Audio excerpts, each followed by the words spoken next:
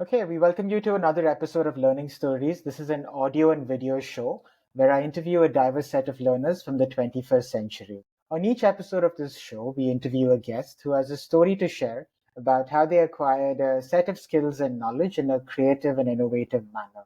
In the process, we hope to uncover a new understanding of learning as conceptualized, imagined, and narrated by the guest in our show. Today's guest, Prachi, is someone who I was fortunate to meet at a book club here in Mumbai. And I've always been interested and curious about her recommendations and thoughts on books, but there's so much more to her perspective and a little bit about Prachi before we jump into this conversation. So, Prachi is a technology consultant by profession and a humanist by heart. Born and brought up in Mumbai, she has lived in New York City, Seattle, Raleigh, Bengaluru, and a self taught writer, an avid reader, and a budding patron of the arts, she believes creativity is deeply embedded in the human consciousness. She hosts silent readings at Fictionary Bandra and curates art crawls for creative communities in Mumbai.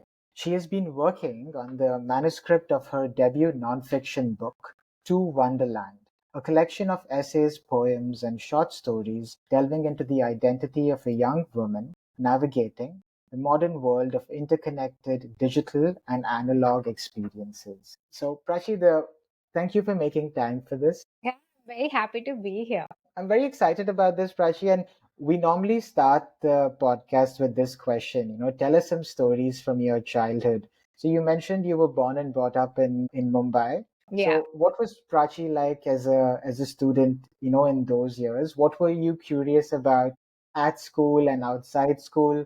So maybe just give us a background about growing up in Mumbai to start off. Yeah. Firstly, I have to say that even though I've traveled the whole world, Mumbai is my favorite city. And I'm very lucky to be born where I am. I've been living in the suburbs of Mumbai and Santa Cruz since I was born. And because of the neighborhood I've been part of, like I've been exposed to like a lot of different things. So from like when I was very young, like it was very normal for me to like run into people who are doing theater, like have been surrounded by people who want to do something in life. So even when like we were kids in the playground, like there were a lot of us who would like do acting shows, and even in school, like theater was encouraged, public performances were encouraged. I have a sister who's an architect. So both of us have a very small age gap. So we always had each other.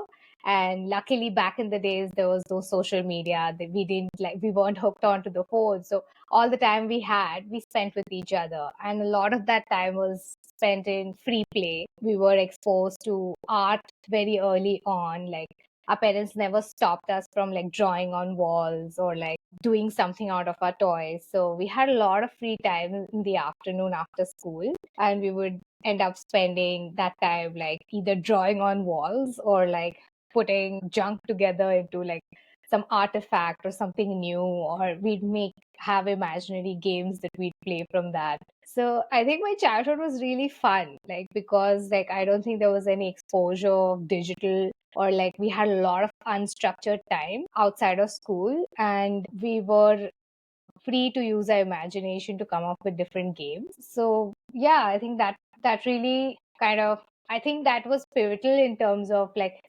me up for my creative career in many ways. And I think even as an adult now, I think I kind of look for ways to have that unstructured free play in my life because it feels so much at home. Other than that, I think I also really enjoyed playing in natural spaces because of the area I was in. The beach was always stones throw away. So like say if my mom is not around, then my cousins and I, like we would all go walk towards the beach. We would play in the sand. We would make sand castles. I think back then, I think even animals were allowed on the beach. I know it's not healthy for the animals, but it was normal for us to like see like a horse cart or like an elephant. I remember sitting on an elephant in the at Juhu Beach. Like that's not allowed now, but like those kind of things like really helped me connect with nature. Also, I think apart from that, like there were things which I really enjoyed myself. Also, like though my family was not very religious, we always had this ritual on Sundays. We would go to temples. Like my dad loved seeing all the different temples in the city. But the part I liked about going to the temples was when I would get to feed the cows or the buffaloes. So that's how like my mom would tempt me. She would be like, "Oh, you have to feed the cows. Don't you want to go?" So I would like get up so that like I could pet the cows. Like I had named some of my favorite cows in the stable. So I love my childhood. I think my parents gave us a lot of liberty to use our time however we wanted to. Both of us, me and my sister, we chose art in some shape or form. She became more close to it and she chose architecture. She's a creative director now. I chose to express my creativity in different ways. I think as I grew up, I think I grew closer to writing and words. And that became like my way of like staying creative. What else? Yeah. I also like, because we had a lot of children in the neighborhood who also had this kind of unstructured free play, we would go to each other's houses and we would help with like craft projects and things like that. There is, I don't know if you know about this place, there's this publicly funded hobby center called Balkanji Bari in Santa Cruz, which has also now become like a sports center. But they also promote a lot of like local craft and hobby classes over there. So they had very peculiar classes there. Like they had something like how to create like artificial flower arrangements, or doing embroidery, or making best out of waste. So they had these very interesting crafty classes, which are not normal now, but were normal back in the day. So because it was so close to my house, again, it was one of those things that a lot of the kids in the neighborhood would do. Like we would compete in those classes. We'd like, oh, my flower arrangement is cuter than yours. Or like we would also make mistakes. The teacher would teach us something, but when we came back and we had the same material, we would try to like make something which is not a flower but still looks like quirky and fun, and we'd compete with each other that way. So I think a lot of my creativity actually I kind of attribute to where I was born. I think I was really lucky to be born in the neighborhood that I'm living in even now. Yeah, I love that. There's so much to unpack there, Prachi. You know, the fact that you had a sister who was not, and the age gap wasn't too much over there. I mean, it's almost like having another person to experience and understand life with from a young age in that sense, right? And you know, one thing I wanted to ask you is about your life as a reader. You know, growing up, did you have a lot of readers in your house? You know, because I've noticed that you have such interesting books that you read, whether it's fiction or Yeah. nonfiction, and you're also a writer. But I'm always curious about the seeds of where that curiosity for this world of books sort of started from. So if you could tell us about the readers around you growing up, and maybe the first books that you remember reading, and when did this world of books really open up for you? I think for me, I think in my family particularly, there was a lot of emphasis on English. So my dad was multilingual. He spoke Arabic, Marathi, Gujarati. I think he spoke a couple of other languages also, which I don't remember now. But he was a very big fan of languages. When during dinner time, he would come back at 7 p.m. and then he would ask us what we read today. Like he would be at work, and but at dinner time, this is like how we would connect. Like what did you read today, or recite like a poem which you really like. So it became a ritual which kind of, I think, helped us want to read more. We always had books at home. We always had books which were age appropriate. Obviously, both my parents loved reading, though they read the newspapers and the dailies and the magazines more than literature. But we did spend a lot of time on the weekends sitting with each other where we are all reading, right? Like they are reading all the adult stuff.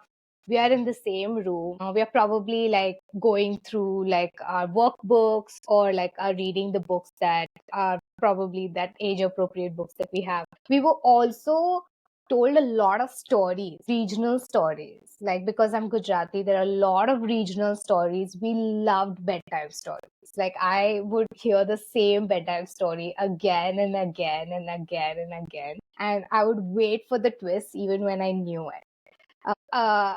Reading, I think, was more about language and about stories for us, and not necessarily about like how many books you've read. Stories kept us entertained. We didn't like, we had very limited TV time. Like even though like we had TV, like we had like 1 or 2 hours which we were allowed to see. All the other hours were for the adults. So because we had limited TV time, like I think stories kept us entertained. I think we would also end up making our own stories because of that. Between me and my sister, like we would make up our own versions of the same story. So this is like I'm talking about, this is like when we were like 5, 6 or younger. As we grew older, I took to reading more than my sister did. I started, this was because in school we had like a mandatory library period, and I just took to all the regular books which all the kids do, which is all the mystery books. Like I love reading the Famous Five and the Secret Seven. I eventually took to the Hardy Boys because I was like running out of content. And then as I grew into my teenage, I started reading like other things. I started with the classics, which is like Agatha Christie and Enid Blyton. But because like all the other kids were reading Sweet Valley High, I was like, okay, maybe I should look at this also. So I moved into Sweet Valley High and Nancy Drew. So most of the books I read in my early days were were around mystery thrillers, solving like a problem, things like that. I think the last children's book kind of author I read was Roald Dahl. I think I read a lot of Roald Dahl like around when I was 14, 15 years old. But after that, I outgrew children's book for sure, because then it was 10th grade, and then like there were other things. I think your youth catches up with you at that time. So then I started reading more challenging things. But you were surrounded by books and people that read around you. I love that story about, the family sitting together and reading different things. I feel like, for a lot of young people, looking at the adults around you and seeing what they do becomes sort of a primary motivator for, picking up something. And I think seeing people around you read, no matter what it is, I Yeah. wonder if it did set up sort of this small subconscious seed of maybe that being a fun activity to explore, right? Yeah, I'm sure. I think I had more of that because I think we had a very big family in terms of cousins and extended family too. So then I got like, this is like when I was younger, obviously I was like more under my parents' supervision and school. But like in my teenage years, like I was hanging out more with my cousins. Like then you want to like impress your cousins so that you want to keep up with what they are reading. A lot of my cousins were guys, so then I started reading comic books because they were much older than me. I think Spider-Man, Superman, they were all on the horizon. So like because they were reading that, like I started reading that at a very young age too. So definitely I feel like the people you're surrounded by and what they're reading has some sort of influence on you for sure. I think when I was very, very young, like I think around, I don't know, young is a relative word. When I was like around 16, 17, was when like from my maternal uncle, he introduced me to the freedom movement. So like then I started reading Gandhi. So I read like the autobiography. So my experiments of truth very young when I was like 16, 17. And that, because I read that at a impressionable age, like I got very interested in history thereafter. My sister was also exposed to the same thing, but I took to this more than she did. I think then she started expressing her creativity in a more physical form. She grew closer to wanting to draw and paint and illustrate. I built a deeper relationship with reading around this time. I think, yeah, this is like, I chose my path on creativity as I grew older. And was it always English as a language? And like, I'm curious about your linguistic identity. Like, do you think and dream in English? And were you reading or watching things in other languages in addition to English at that time?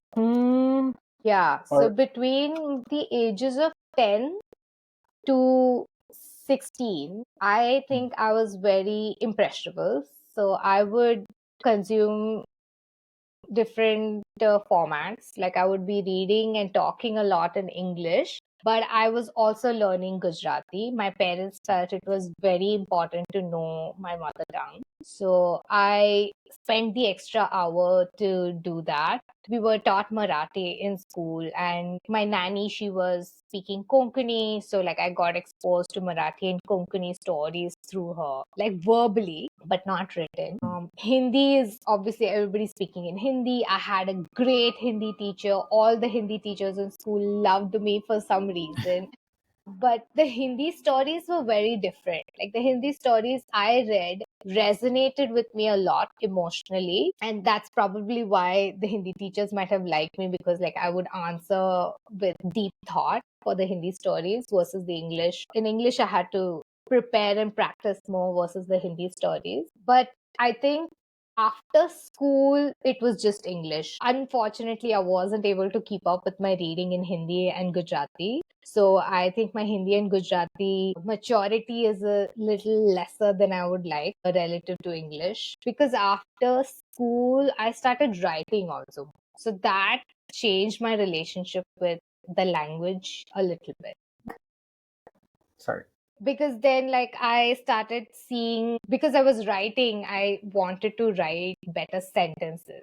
So I went out of my way to like study grammar. I went out of my way to improve my vocabulary. I still have cue cards to learn new words, which when I'm very free, I still go through. But I wanted to be able to use uh, good words in my spoken English and not just like written English. I think because I wanted my writing to improve as well.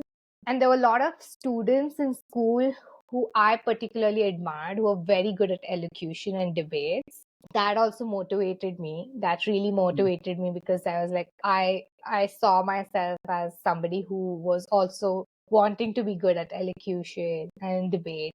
So I didn't participate much in debating back then, but because I wanted to associate with folks like that, like I practiced on improving my arguments, the way I'm speaking a lot more in English versus the other language. Yeah, because I think that's something that a lot of us growing up in India do have to navigate and maybe think about, right? Because we do have English as a language we use maybe in school and work, but it's also our mother tongue, and then Hindi. And I think in a way it is a privilege to be growing up embedded in the world of so many languages, and even if we don't completely turn to it at a certain point, the fact that we have the option of being multilingual helps us just have different worldviews through the stories we hear in these different languages. Now, Prachi, I wanted to ask you about your time in college, which is always a difficult and fun and exciting, but also transformative time for most people, right? Yeah. You did a Bachelor of Engineering degree in computer engineering, and then you pursued a Master's of Science in integrated marketing. So these are two sort of different fields, and there was also a gap between both your degrees. So I'm curious about this time between 2007 to 2016. What was Prachi thinking? Was it always engineering, and how did you make that decision? And then how did you shift from engineering to marketing as a possible sort of career option? Yeah, I think teenage is a really, really rough time. I had a unique problem because I was creative and good at my extracurricular activities. My heart always pulled me in that direction. But I was also good at sciences. I was very good at all my subjects in sciences, pure sciences. I liked mathematics also. So it wasn't because like I was forced into it. There was some element. Obviously, your parents want you to do what is, if you're academically performing, there is this pressure to like choose engineering. But I was also good at it. I think I was a little good at this also and that also, and I didn't want to give up either. And there weren't many people in my family who had chosen a purely creative career at that time. So I was like, okay, let me give it a shot. Let me give computer science a shot, because programming also has an element of creativity when you're writing code. So it wasn't marketed that way back then when I was a kid. And I felt bad about it. There was a part of me which was like, I am a creative person, but engineering is not seen as a creative option. The profession doesn't allow you to express yourself creativity creatively Interesting. traditionally. Yep. So that was always like a very big conflict within me during my college years. But I got very lucky, and I got elected into the student council from my first year in engineering. So all those 4 years, I got to be part of the student council, and the student council was responsible for running the college festival. And I was always vying for the creative department. So I started as like the junior creative leader for the student council, and as I graduated, I was like the head of creative for the college festivals. We had two college festivals. We had a cultural festival and a technical festival. Technical festival had competitions in robotics, and there were like puzzles and like a lot of other things like that. And cultural festival was a lot of dance and like theme based events, fashion shows, music concerts, etc. So I got very lucky that the college I was in allowed me to express myself in both ways. I got to learn programming, and a lot of it was self-taught. A lot of it was self-taught. I think classroom education was not as exciting to me as like my own approach to like learning programming, which I experimented with a little more because I was trying to do things which are not going to be in the exams. So that way of learning programming kept me engaged with that side of things. And the all the other extra time I had was just like mingling with people and doing things for the cultural festival and the technical festival. So I got very lucky. I got to do that during my college years. And as I graduated, again, because I had good grades, I was again confused. Like I have been so successful in managing to express my creativity in a way that benefits the world. And I also have good grades in engineering. So what do I do now? I had a campus job. I got placed in Infosys in my final year, and we had a waiting period during that time. And I was very tempted to not take up the Infosys job because I felt like I was at the peak of my creativity back then. And I was like, I should try to at least attempt to give myself a shot, like at a career where I can be my full creative self and explore that side of me. And I got together with one of my college friends, and we started a creative consultancy. That was my first attempt at doing a business. I was 19 years old, and it went well. We were consulting. So basically, we were doing creative strategy for other engineering colleges and festivals that they are running. We got a couple of projects. We got into corporate gifting. I also did like very personalized gifts for a high net worth individuals.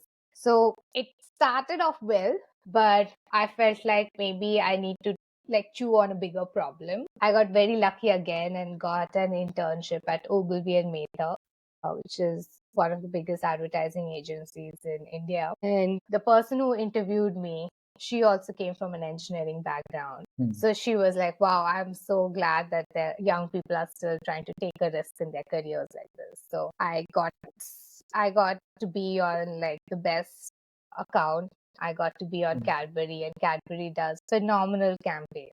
So my internship, which was non-paid, turned into a full-time job opportunity, and then I didn't have to take up the job at Infosys. It was a complete just series of decisions which were like following my gut, and it led me to a very different path. I loved my time in advertising. I met people who were so different from my colleagues in the engineering college. And I was like, wow, there's like so much I still have to learn. Like I used to feel so good when I used to do all the different projects creatively in my engineering college for the festivals. But then I realized that there is so much I still have to learn. So after the first year where like I worked on some really interesting campaigns, I got exposed to digital marketing. I think digital marketing was very nascent back then. And then that really excited me. I was like, wow, the world of technology and creativity are coming together. I was like, okay, I have to explore this space. So I took a gap year after that. after the first 1.5 year. I was like, I really want to get into this space, but there weren't many opportunities back then in India. There was no formal education in digital marketing. So in that 1 year when I took a gap year, I was trying to again figure out how do I get into this space. So in that gap year, I started writing. I became a freelance writer. I worked with people from the advertising space, people in startups back then. And I also started looking at education abroad. That's what led me to go to NYU, where I chose a very specialized course because I always knew this is what I want to do. So I could have done the traditional MBA. I had good grades, I had a good profile. Even my counselor had recommended that you can do an MBA. Like, you can do an MBA, why are you not going for an MBA? I was like, no, I'm very sure. Like, I want to be specialized in digital marketing. I want to do something in this space.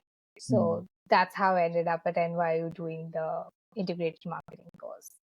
And what was New York like? I mean, people often draw parallels between New York as a city and Mumbai as a city. Was that because you grew up in Mumbai? Was that your experience, or you thought that New York was a different beast altogether? I think New York is 10x of Mumbai, but it felt like an extension of Mumbai and a better version of Mumbai. So I immediately fell in love with New York. And the city is so vibrant. And again, like, the city also is like bursting with creativity at its seams. So I really took to the city instantly. Like, you're out at walking in a park and then you see somebody like playing on their banjo, you're on the subway, and then you'll be seeing somebody do like a one act show. So and the street art there is also so really beautiful. uh Theaters at like a walking distance. You can go to Broadway, you can go to off Broadway, you can go to off Broadway. So I think my master's degree was sure educational, but even living in New York by itself was an experience for me. That's also the city where I felt like I could have a dual identity, because like whenever I would go for all these plays, I would meet people who would say, this is my day job, I'm a writer. So this was a very new idea for me, because I never met people who would confidently say that this is my day job. I actually am this in India while I was here. And meeting people like that made me realize that I could also pursue like a dual path in my own life. That way, I felt like New York was a revolution for my own growth. Yeah, because when you say New York is 10x, and you also mentioned that Mumbai is still your favorite city, so I think I'd love to come back to that about, as someone that's lived here for a really long time, what are some of the things that you have really enjoyed about Mumbai as a city? But I also wanted to briefly talk about something you mentioned earlier. You said that growing up, you didn't necessarily associate creativity with something like computer science. And I'm curious about that because um, I always wonder, I think all fields, creativity is not just a liberal arts thing, right? It is creating something new in any sort of discipline. But Yeah. sometimes creativity is branded in a way that only if you pursue the arts, maybe you are a creative person. But computer engineers or physicists or chemists or biologists, the way they do the basic sciences and conduct research, that can be very creative in terms of how they use established processes, but think about it in new different ways. I think engineers are also wonderfully creative in how they solve problems using the knowledge that they have. I wanted you to maybe talk about your years, because once you were done with your master's degree, Prachi, you pursued a job with a large tech firm for 2 years and you moved away from New York. So if you could tell me a little bit about your professional years. You worked for two large technology sort of companies. Like, in addition to talking about what you did in those jobs, briefly, I'd love to maybe understand what were some of the other things you were doing outside work at the same time, and how were you navigating this tension of being creative in your professional world and also pursuing this identity of being a writer and reader at the same time. Sorry, that question was quite long, but No, it's pretty much in on target with what happened during those years. Yeah. So my time in US actually was really helped me understand these parts of me a little deeper, because when you're a kid, like, you're just doing whatever's coming your way, and you're just figuring out what's good, right? I think after graduating from college, after doing my masters, there were things which provided more joy to me, which did not have the same level of joy for my peers. So I had started developing very peculiar interests in certain things, and I like spending my time in a certain way, which a lot of my peers maybe would not have liked. Like, for example, the fact that in my free time, I would rather go for a play than like go for like a social gathering. There were very few people who did that. Like, I would go out of my way to make friends who uh, would help me keep that side of me alive. I ended up becoming really good friends with theater artist, and then she introduced me to the whole world of theater. And she was also like writing scripts and things like that, and she was also an avid reader. I found people who were not in my regular path who would somehow still have these similar interests. And I think in New York, you get to do that a lot. You find people who are doing specific things, who are deeply interested in all these different hobbies. Even when I was doing my campus job as a student, I still would take out like a couple of hours to go for this like hobby group. It was called Pen Pals NYU. So different like students from different departments would come over there, and we would discuss poems, and we would have writing exercises, and we'd share poems and things we would want to write.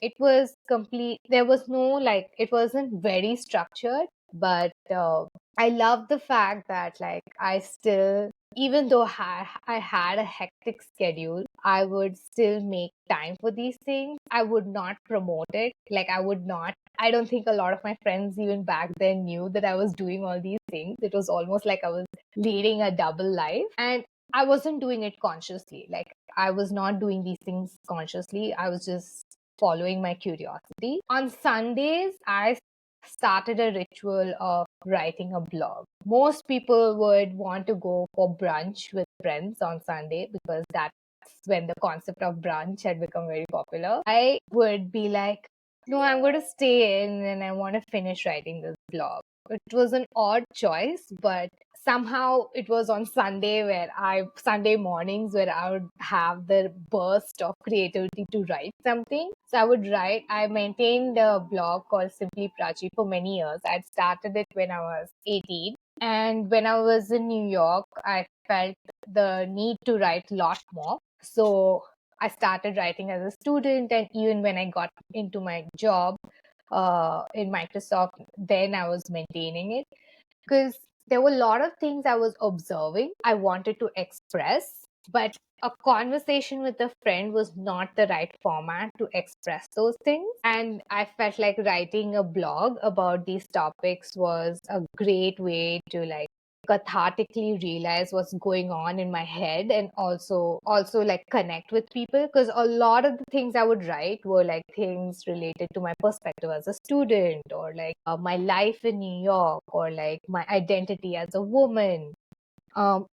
And my generation of women had a lot more freedom than maybe previous generation of women. So I was also trying to figure out like, how do I navigate this sense of freedom and sense of having my agency, right? Like having agency to define your own life. Like, how do I go about it? So a lot of my blogs were closely related to these ideas.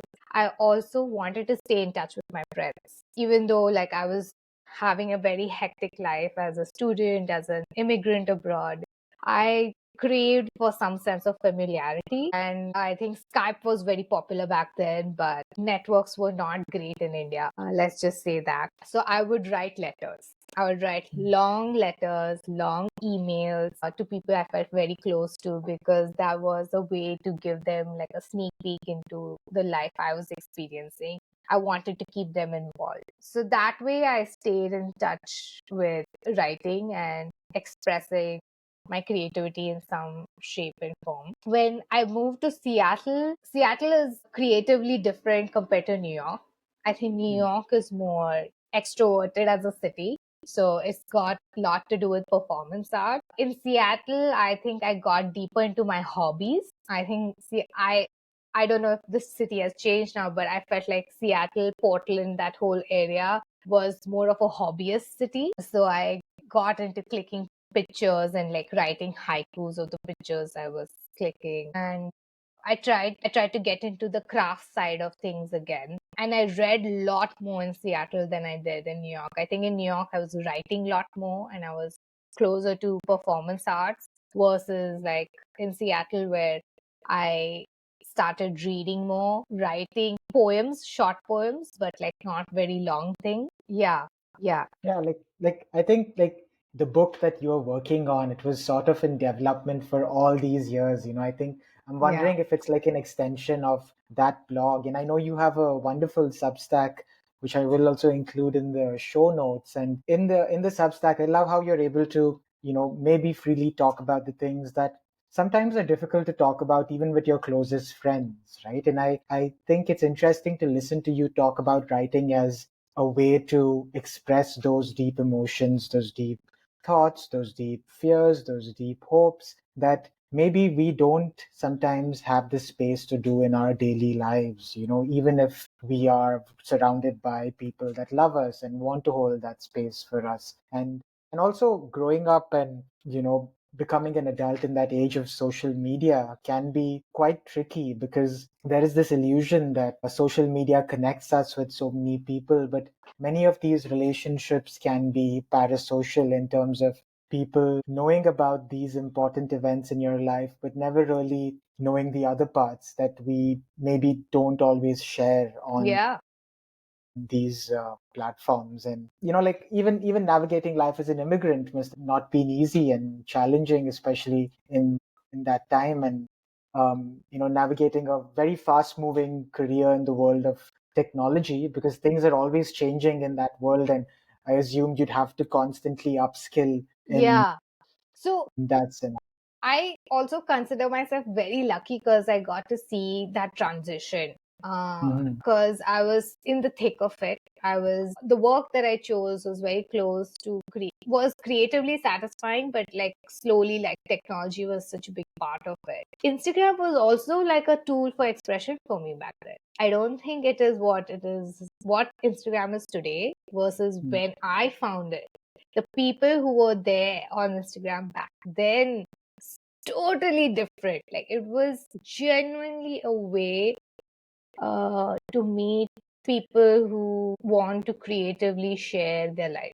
So I met a lot of, back in the day, I met a lot of photographers. There were a lot of these photo competitions which had themes in it. And then I would explore cities because of the photo competition. And a lot of hobbyists were on the platform. So I got into food plating and I got into taking landscape pictures of the urban environment I was in. So it was very different to meet people that way. But I also started seeing that what I was expressing on these mediums, like I was active on Instagram and a little bit on Twitter, but I started seeing that like my friends perceived my life entirely based on what I was putting on these platforms. Mm. And I had to go out of my way to like share what is happening verbally, to like give a fuller picture of what was going on.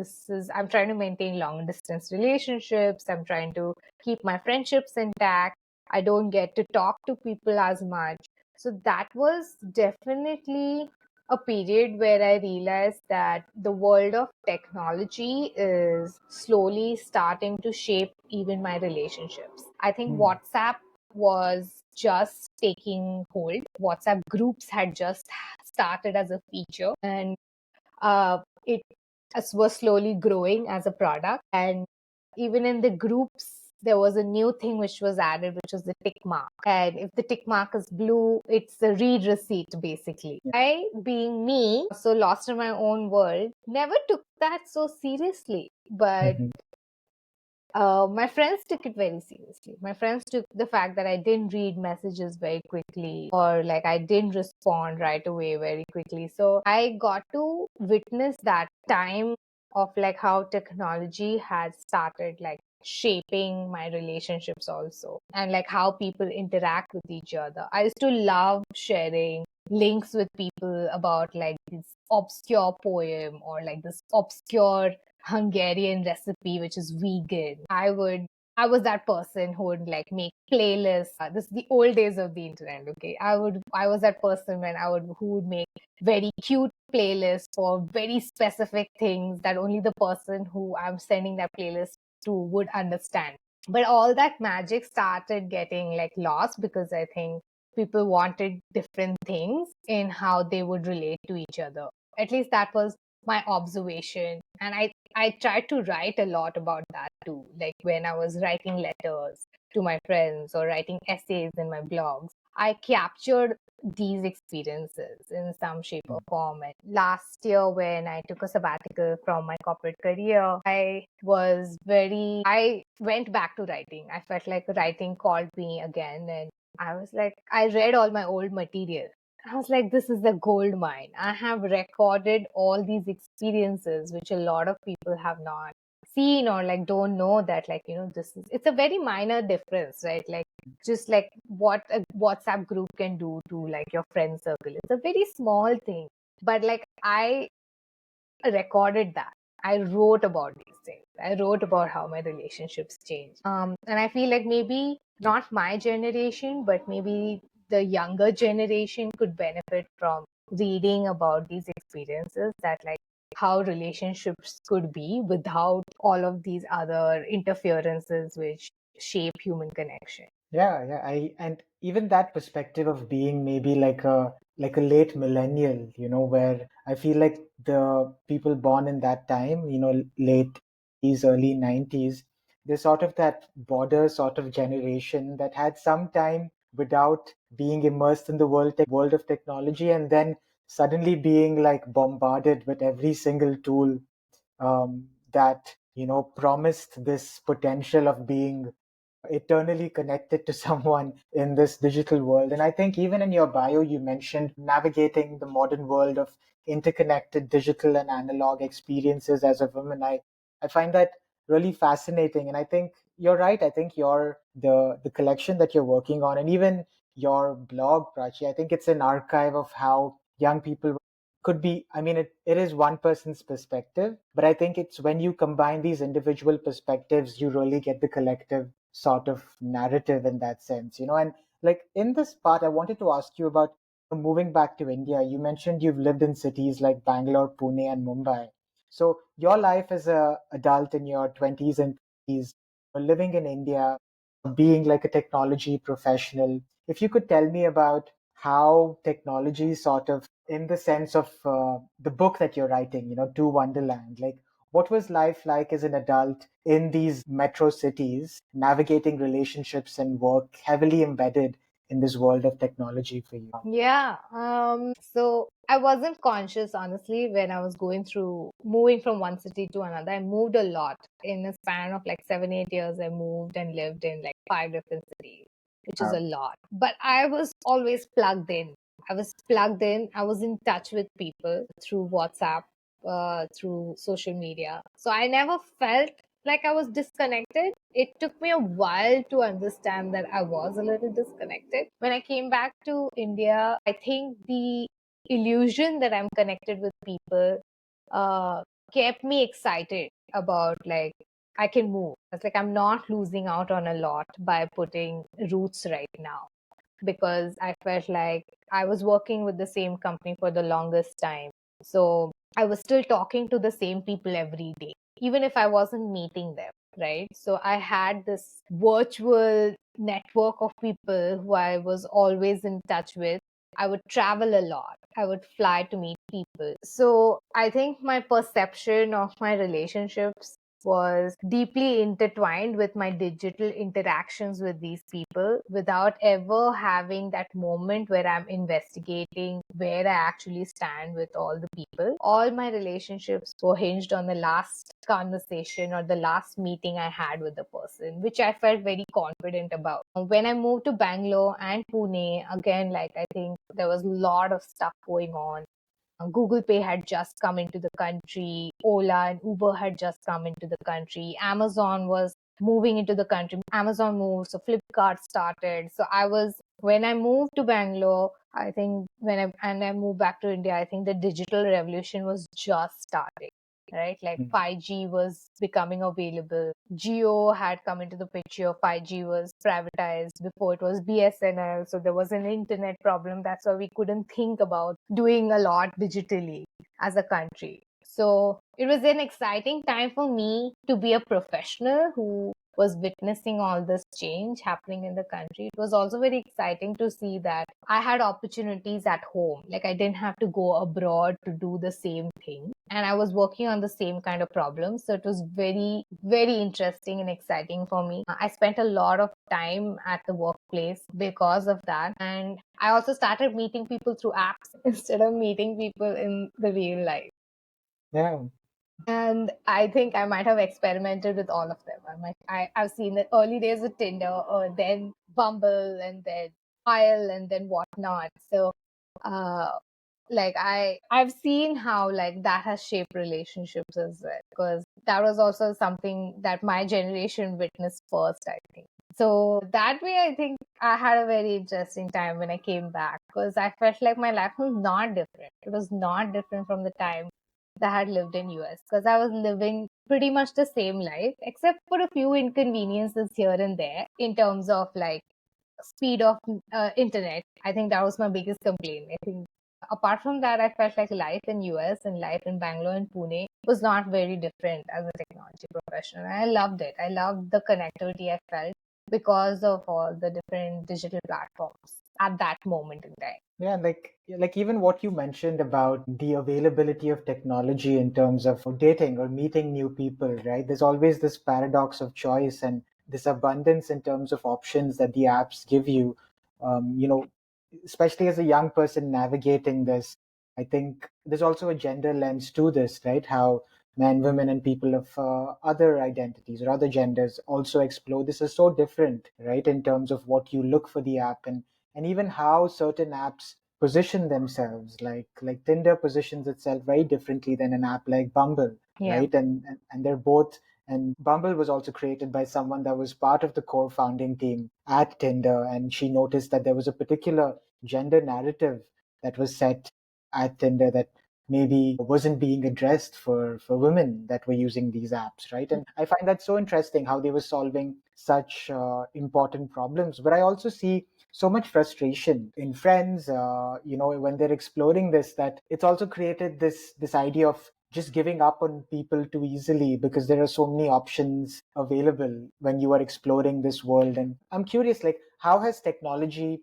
not just with relationships but also with reading, and watching films, like I use these apps called Goodreads and Letterbox to maybe learn about what my friends are reading or what my friends are watching. Instagram sometimes, and not as active on it, but I think it's helpful to know what people are doing. But I am also very, because I know that people don't always talk about the more difficult parts of their lives on these social media platforms, so I think, yeah, like in terms of reading and writing, how has technology maybe helped you and opened up this world for you as a reader and writer? And before that also, Prachi, I know in your Substack, I was reading that you were exploring this idea of a health app. Yeah. This year in some of your pieces, you spoke about creating this app to monitor, and I'd love to know more about that idea as well, in addition Yeah. to how technology helped you as a reader and writer. Yeah, sure. I think as a reader, I'm just like now going back to my working years as a working professional. As a reader, honestly, I think I was distracted for a bit. There Hmm. was, because I was in the zone of consuming, right? Like OTT had just happened. All these new shows, original shows had come up, and all these really exciting concepts which were not explored on the big screen were now explored. I think I was dragged in that direction a lot, to be honest. There were years where I was not reading a lot because there was a creative boom all of a sudden in the storytelling. I think my reading had come down a little bit, but Goodreads kept me honest. I don't think Goodreads has changed through the years. I know a lot of people don't like that, but because Goodreads has stayed the same, I have stats which like date back like 10 years. I think Goodreads has been like my historical database to know how many books I have read and how many books are still in my TBR. But in the last 3-4 years, though, I have felt like I think it's time to change because from a technology perspective, because our attention is so easily stolen by other apps. And unless you're an avid reader who has an active control on their time, I felt like there needs to be a new way to like show books that you want to read or like stay in touch with the idea of reading which is not related to viewing content. I did try Blinkist, to get back into my reading. I think that was my first step into be like, no, it's been too much content and I've been watching too much TV and I need to get back into books. So I started with Blinkist, which had like all these summaries of books. It was non-fiction mostly, but because it gave me the illusion that I'm still in touch with books, that was the first app I started using to get back into a habit of reading. Also, Oprah's book club, because I was traveling so much and I was not attached to any reading group as such, or I wasn't part of any book community at that time. I feel like Oprah's book club was my go-to because Oprah is so popular. Like you can't miss her recommendation. You'll see it on social media, you'll hear it on radio, you'll see it on TV. There's just no way you're going to miss it. So the books she would recommend were some which I would fall back to when I didn't have anybody around me who would recommend books. In terms of writing, though, I think the emergence of things like Grammarly, Hemingway editor, they kind of helped me with cleaning up language a lot more. Autocorrect also changed the way I was shaping sentences. I also moved more from like handwritten notes and writing in my books to typing when I was writing blogs, because like earlier blogs I was still writing in my notebook first before like putting it in the WordPress or something like that. But I then, because Grammarly and Hemingway editor became so easily integrated into Word docs and things like that, I started relying on having a MacBook or like a proper laptop where I would work on my writing as well. Made me feel a little disconnected, for sure. I tried writing journals also like that, but that didn't work for me. Like I've been maintaining journals since like I was 15 years old. I felt the need, because I felt like there was a lot of distance between how I was feeling and how I wanted to express myself. I felt like I had to do a intervention with myself, and I started physically writing in books again. And maintaining journals again in the last 5 years. That really helped me get my attention back. Otherwise, I was in that loop of like seeing what is the next content or like keeping up with my friends and like discussing the shows that they are seeing. But I wanted to like stay in touch with my writing, and journaling and physically writing, that really helped me capture my attention back. So that's a little bit on the reading writing front in the last couple of years. I also started wanting to be with people who are reading actively or want that in their life. So far in my life, I was privately reading. I wasn't reading in public, and I used to feel shy to share with people things I want to read because I have a very eclectic taste. Like I'm not like confined to like sci-fi or historical fiction or literary fiction. Like my taste is very eclectic. It's very led by curiosity and like things which are intriguing me in that moment. So I used to feel shy to share my taste with people, but I felt like I had to break out of that.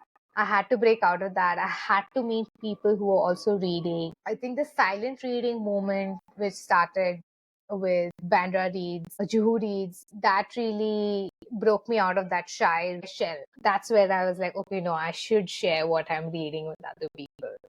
And I noticed other people sharing their reading journey. So that really was again a change in like my reading experience as a person, reading publicly. From a writing perspective also, I realized I have to do that. I have to meet other writers. Like I can't just be writing by myself. Writing is a very isolating creative hobby unless you're collaborating with people. So I started like meeting other writers. I started um talking. I started positioning myself as a writer. I was like in the closet kind of a writer. I wasn't sharing that I'm a writer. Like most people in my life, even professionally, know that I like writing, but I would never like proudly say that I'm a writer because I felt like I had to do all these thousand things before saying I'm a writer to people. But I do write. Like I have written like reams and reams of journals. I have maintained a blog over the years. I felt like it was a very big imposter syndrome I had to break out of. When I did that and I met people, I started doing like how people do extempo speech. I started extempo writing. I think that made me feel confident about my identity as a writer as well. And that's this where what all has happened since I broke out of that is when you met me.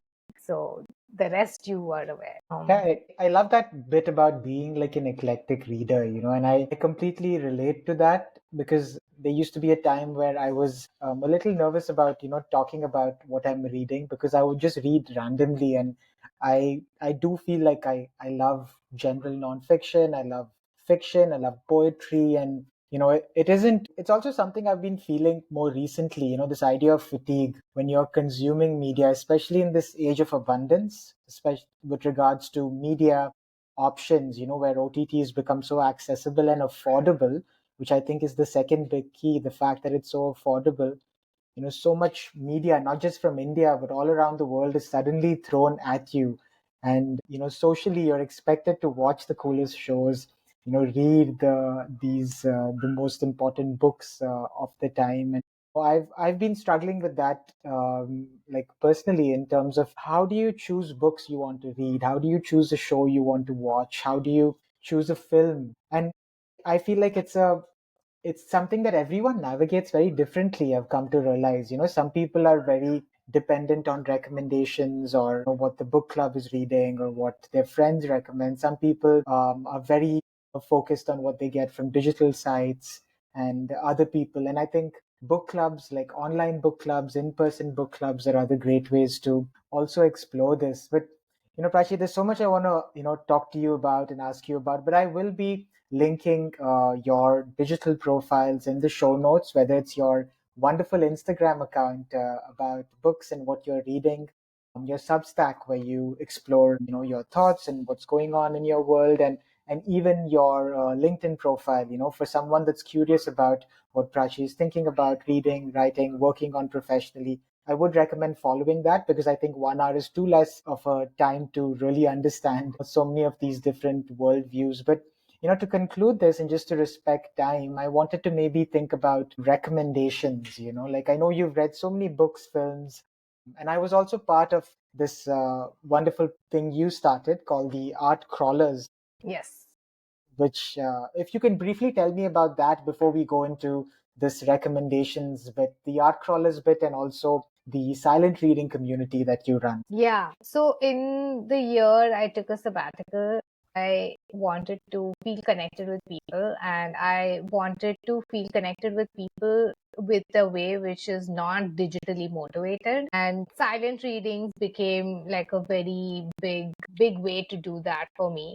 I first was a passive silent reader, as in like I didn't participate with the community and I just showed up at Bandra Reads and Juhu Reads. And then when Fictionary opened last year, I don't know, something about the place just felt like I belonged there. And I give all credit to Anu for the bookstore he's created and the community he's curating there. So I just started showing up over there every Saturday. Every Saturday, I made a commitment to myself that I'm going to spend 2 hours at Fictionary in the morning. And my commitment got intertwined with a bunch of other people who also started showing up over there. And then again, it's become like a whole uh, micro community by itself where we all come and we are reading. But apart from reading, also there is like a lot of time we spend on just free play of thoughts with each other. Like there is no pressure to like introduce yourself and like come as perform as a certain person, and you can just share your curiosities and build